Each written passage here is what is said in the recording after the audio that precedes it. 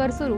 पंतप्रधान नरेंद्र मोदी यांनी उच्चस्तरीय बैठकीत घेतला युक्रेन परिस्थितीचा आढावा. युक्रेनमधल्या भारतीयांना सुखरूप मायदेशी परत आणण्याबाबत पंतप्रधान नरेंद्र मोदी यांनी रशियाचे राष्ट्राध्यक्ष व्लादिमीर पुतिन यांच्याशी साधला संवाद. संयुक्त राष्ट्र आमसभेत काल रशिया विरुद्धचा निंदा प्रस्ताव मंजूर. प्रस्तावाच्या बाजूने 141 विरोधात 5 मतं. भारतासह 35 देश तटस्थ. मेक इन इंडिया ही केवळ काळाची गरज नसून भारताचं सामर्थ्य जगासमोर आणण्याची सुवर्ण संधी आहे. पंतप्रधानांचं मेक इन इंडिया वेबिनारमध्ये प्रतिपादन. आणि राज्य शासनाच्या नव्या मार्गदर्शक सूचनांनुसार 14 जिल्ह्यांमध्ये बहुतांश कोरोना निर्बंध होणार शिथिल. राज्यात काल प्रथमच एकाही कोरोना बाधिताचा मृत्यू नाही. नमस्कार, 11च्या बातमीपत्रात मी पद्मजा दिघे आपलं स्वागत करते. आता पाहूया बातम्या विस्तारानं. राज्यपाल भगतसिंह कोश्यारी यांच्या अभिभाषणानं विधिमंडळाच्या अर्थसंकल्पीय अधिवेशनाला प्रारंभ झाला. राज्यपालांनी आपलं भाषण सुरू केलं, मात्र अभूतपूर्व गोंधळामुळे राज्यपालांनी भाषण थांबवलं आणि अभिभाषण पटलावरून ते निघून गेले.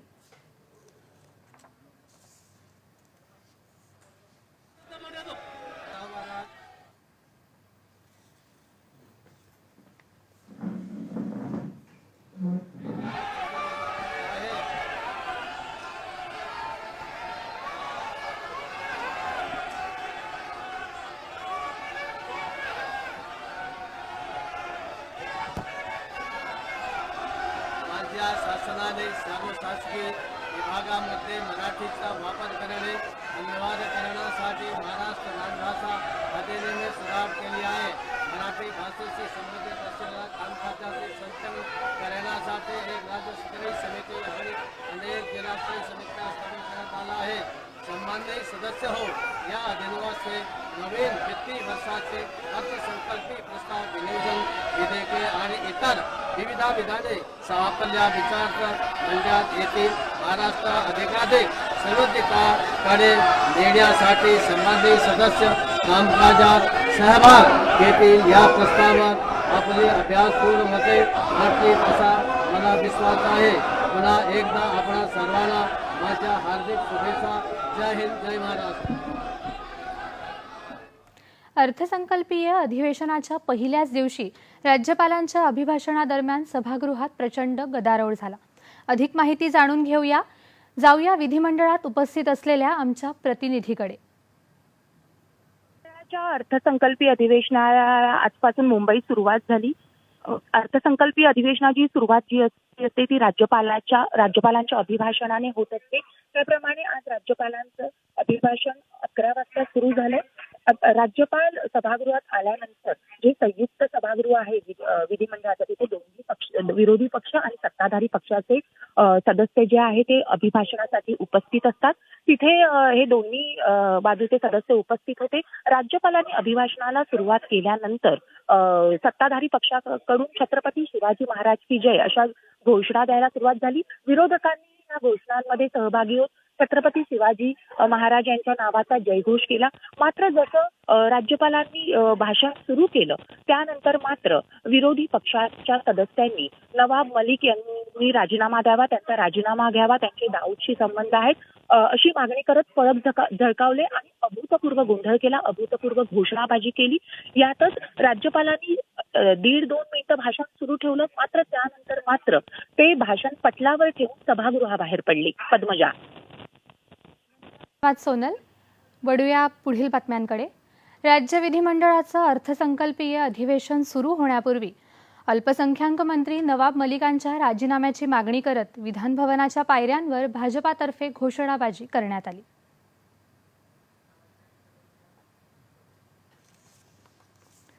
पंतप्रधान नरेंद्र मोदी आज क्वाड देशांच्या बैठकीत दूरदृश्य प्रणालीद्वारे सहभागी होत आहेत. या बैठकीत अमेरिकेचे राष्ट्राध्यक्ष जो बायडन, ऑस्ट्रेलियाचे पंतप्रधान स्कॉट मॉरिसन आणि जपानचे पंतप्रधान फुमियो किशिदा सहभागी होणार आहेत. पंतप्रधान नरेंद्र मोदी यांनी युक्रेन परिस्थितीचा काल रात्री झालेल्या उच्चस्तरीय बैठकीत आढावा घेतला. युक्रेनमधल्या अडकलेल्या भारतीयांना मायदेशी परत आणण्यासंदर्भात सुरू असलेल्या ऑपरेशन गंगा मोहिमेचा पंतप्रधानांनी या बैठकीदरम्यान आढावा घेतला।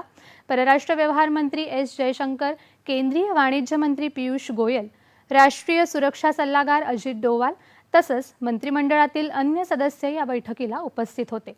युक्रेन परिस्थितीवर पंतप्रधानांनी घेतलेली ही 5वी उच्चस्तरीय आढावा बैठक होती। पंतप्रधान नरेंद्र मोदी यांनी युक्रेन परिस्थितीबाबत रशियाचे राष्ट्राध्यक्ष व्लादिमीर पुतिन यांच्याशी दूरध्वनीवरून संवाद साधला। खार्किव्हमध्ये अनेक भारतीय विद्यार्थी अडकले असून दोन्ही नेत्यांनी या संदर्भात विशेष चर्चा केली तसंच युक्रेनमधल्या परिस्थितीचा आढावाही घेतला। भारतीय नागरिकांना युद्धजन्य प्रदेशातून सुरक्षित बाहेर काढण्याविषयीही चर्चा झाली। युद्धग्रस्त युक्रेनमध्ये अडकून पडलेल्या भारतीय नागरिकांना परत आणण्यासाठीचे प्रयत्न भारतानं आणखी तीव्र केले आहेत। ऑपरेशन गंगा अंतर्गत एअर इंडिया एक्सप्रेस विमानसेवेद्वारे आज रुमानियातून 183 भारतीय परतले। केंद्रीय रेल्वे राज्यमंत्री रावसाहेब दानवे यांनी मुंबई विमानतळावर त्यांचं स्वागत केलं। मुंबई विमानतळावर भारतीय रेल्वेनं एक विशेष आरक्षण कक्ष स्थापन केला असून मायदेशी येणाऱ्या भारतीयांना पुढच्या प्रवासासाठी रेल्वे आरक्षण दिलं जात आहे असं दानवे यांनी सांगितलं। गंगा मिशन नावानं या ठिकाणी एक अभियान चालवलं जातं आणि त्या अभियानाच्या अंतर्गत जे काही युक्रेन आणि रशियामध्ये भारतीय फसलेले आहेत त्यांना आणण्याचं काम या अभियानाच्या अंतर्गत चालू आहे। परंतु जे प्रवासी या ठिकाणी येतील त्यांना आपल्या राज्यात जायचं असेल, त्यांना आपल्या जिल्ह्यात जायचे असेल तर त्यांच्याकडं कुठला दुसरा मार्ग उपलब्ध नाही म्हणून भारतीय रेल्वेने या ठिकाणी हेल्प डेस्क या ठिकाणी लावलेला आहे। त्या ठिकाणून त्यांना तिकीट काउंटरसुद्धा रेल्वे विमानतळावरच लावलेलं असल्यामुळं याच ठिकाणी त्यांना तिकिटाची व्यवस्थासुद्धा करण्यात आलेली आहे। मायदेशी सुखरूपरित्या परत आणल्याबद्दल भारतीय विद्यार्थ्यांनी आनंद व्यक्त करत भारत सरकारचे आभार मानले आहेत। भारत सरकारने खूप मोठी मदत केलेली आहे आमच्यासाठी। मुलगा अडकल्यामुळे खूप चिंता होती, आता मुलगा आल्यानंतर खूप छान वाटतंय। भारत सरकारने खूप छान मदत केली, आमच्यापेक्षा जास्त सांभाळलं त्यांना, त्याच्यामुळं सेफमध्ये मुलं इथं आले। सर्वप्रथम भारत सरकारचे एक पालक या नात्याने आभार मानतो आणि सर्व मुलंच जी राहिलेली असतील ती सुद्धा सुरक्षितपणे ज्याच्या त्याच्या घरी पोहोच करावीत आणि याच्यासाठी अजूनही राहिलेल्या मुलांसाठी भारत सरकारनं मदत करावी, ती करतायत आणि मूल्य सर्व सुखरूप आणल्याबद्दल परत एकदा सरकारचे आभार। बॉर्डर क्रॉस करताना खूप त्रास होतो मुलांना तिथं आणि इंडियन एम्बेसीकडून आम्हाला विजा खूप फास्ट प्रोसेसमध्ये भेटलेला आहे। तिथून बसेस वगैरे अरेंज केलेले आहेत बुकारेस्टसाठी, कॅपिटल ऑफ रोमॅनिया। मग तिथून आम्ही 4 दिवस राहिलो, कॅम्पमध्ये राहिलो आणि तिथं आमची सर्व गरज पूर्ण केली गेलेली होती आणि आम्ही तिथून मग आज जेव्हा फ्लाईट अलॉट झाली होती आम्ही फक्त थोड्या वेळातच आम्ही मुंबईसाठी बोर्ड करून इथं पोहोचलो आहोत। मैं वेस्ट साइड में रहती थी यूक्रेन के, तो मुझे इतनी प्रॉब्लम्स नहीं हुई और बॉर्डर्स भी सारी रिलेटिवली पास थी। बट जो बच्चे कीव एंड खार्किव में उनके लिए बहुत डिफ़िकल्ट था और अभी भी डिफ़िकल्ट है क्योंकि बहुत सारे बच्चे हैं। तो हम यही एक्सपेक्ट करते हैं कि उन बच्चों को इवैक्यूएट करें क्योंकि सबकी लाइफ इम्पॉर्टेंट है। एंड प्लीज़ यूक्रेन को हेल्प कीजिए because the people were very nice to us, really nice. Operation Ganga मोहिमेत भारतीय हवाई दलही सहभागी झालं असून हवाई दलाच्या C-17 या मालवाहू विमानांद्वारे भारतीयांना परत आणलं जात आहे। रुमानियाची राजधानी बुखारेस्ट इथून 200 विद्यार्थ्यांना घेऊन उड्डाण केलेलं पहिलं विमान काल मध्यरात्रीनंतर हिंडन हवाई तळावर उतरलं। त्यानंतर हंगेरीतल्या बुदापेस्ट इथून 210 विद्यार्थ्यांना घेऊन दुसरं C-17 हे विमान आज पहाटे भारतात परतलं। हवाई दलाच्या 3ऱ्या विमानाद्वारे पोलंडमधूनही 208 विद्यार्थ्यांना आज सकाळी मायदेशी आणण्यात आलं। तसंच रुमानियातून 180 भारतीयांना घेऊन हवाई दलाचं 4थं विमानही भारतात दाखल झालं आहे। युक्रेनमध्ये भारतीय विद्यार्थ्यांना ओलीस धरल्याचं वृत्त निराधार असल्याचं परराष्ट्र व्यवहार मंत्रालयानं स्पष्ट केलं आहे। परराष्ट्र मंत्रालयाचे प्रवक्ते अरिंदम बागची यांनी ट्विटद्वारे हे स्पष्ट केलं आहे. युक्रेनमधील भारतीय दूतावास परिस्थितीवर लक्ष ठेवून असून भारतीयांच्या सदैव संपर्कात असल्याचं दूतावासानं म्हटलं आहे.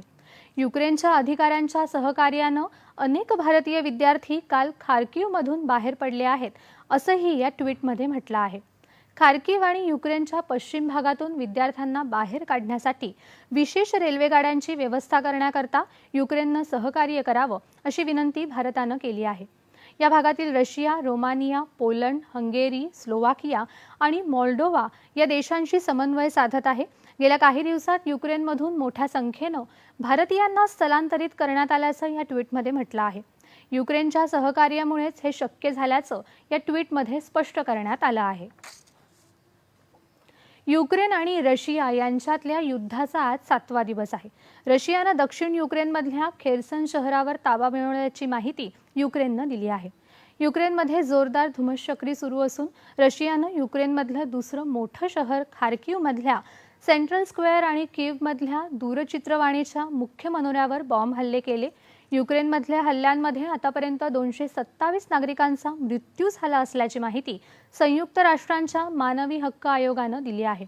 रशिया युक्रेन दरम्यान आजची चर्चेची दुसरी फेरी होण्याची शक्यता आहे.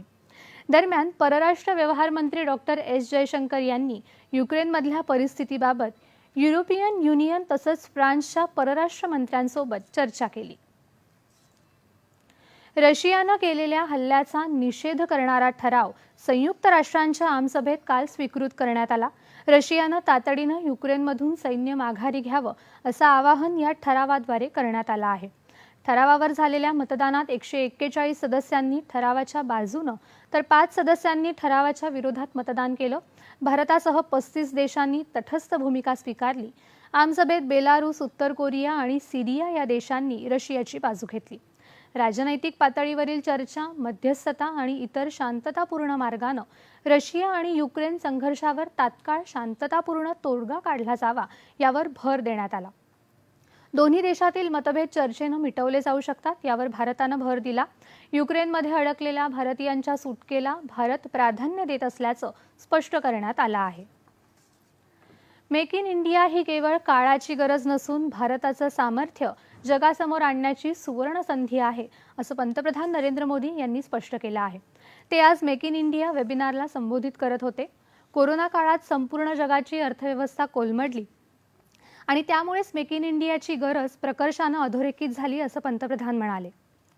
या परिस्थितीत भारत संधी शोधू शकतो की नाही हे पडताळणं अत्यंत महत्त्वाचं आहे.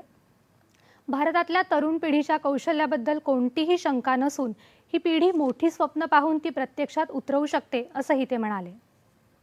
कभी भी स्थितियां बदलती हैं तो मेक इन इंडिया की जरूरत पहले से ज्यादा हो गई है. जिस देश के पास इतनी बड़ी मात्रा में युवा पीढ़ी हो, नौजवान हो, जिस देश के लोगों के टैलेंट के विषय में दुनिया में कोई क्वेश्चन मार्क न हो, आज दुनिया भारत को मैन्युफैक्चरिंग पावर हाउस के रूप में देख रही है. हमारा मैन्युफैक्चरिंग सेक्टर हमारी जीडीपी का 15% है, लेकिन मेक इन इंडिया के सामने इन्फिनिट पॉसिबिलिटीज हैं. हमें भारत में एक रोबस्ट मैन्युफैक्चरिंग बेस बिल्ड करने के लिए पूरी ताकत से काम करना चाहिए. भारत केवळ बाजारपेठ बनून राहिला तर प्रगती करणं शक्य नाही, तसंच तरुण पिढीला संधीही मिळणार नाही.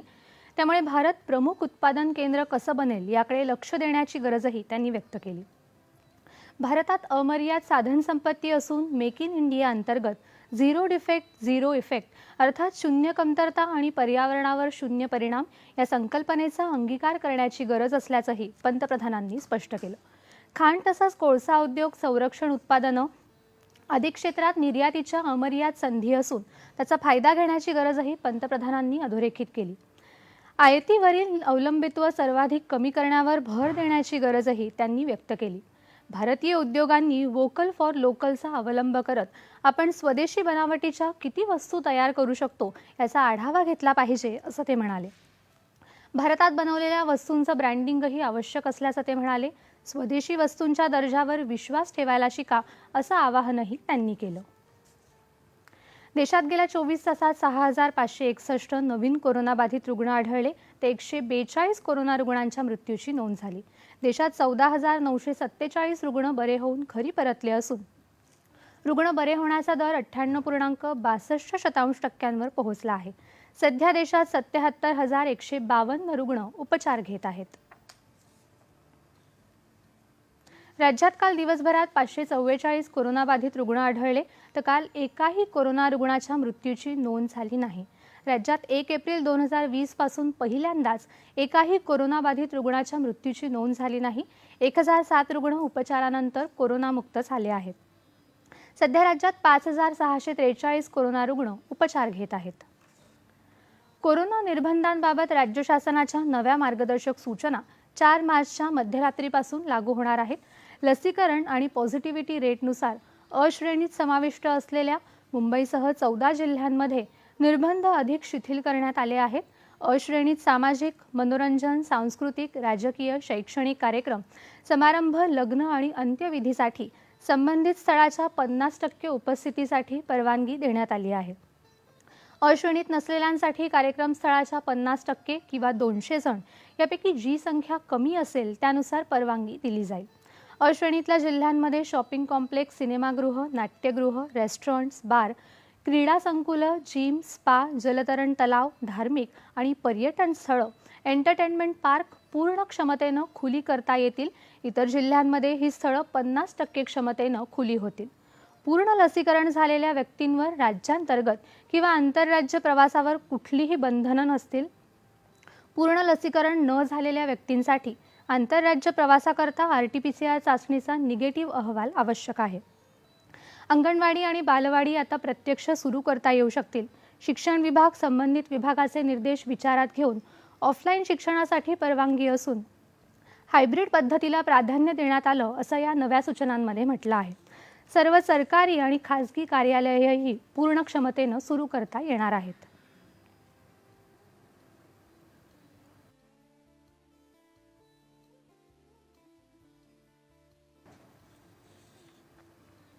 आणि आता शेवटी ठळक बातम्या पुन्हा एकदा.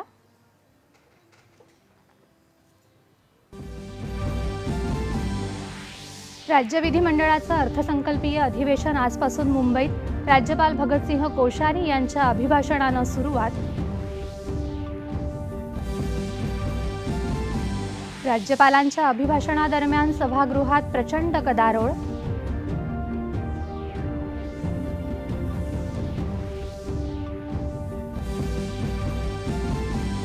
अल्पसंख्याक मंत्री नवाब मलिक यांच्या राजीनाम्याची मागणी करत विधान भवनाच्या पायऱ्यांवर भाजपाची घोषणाबाजी.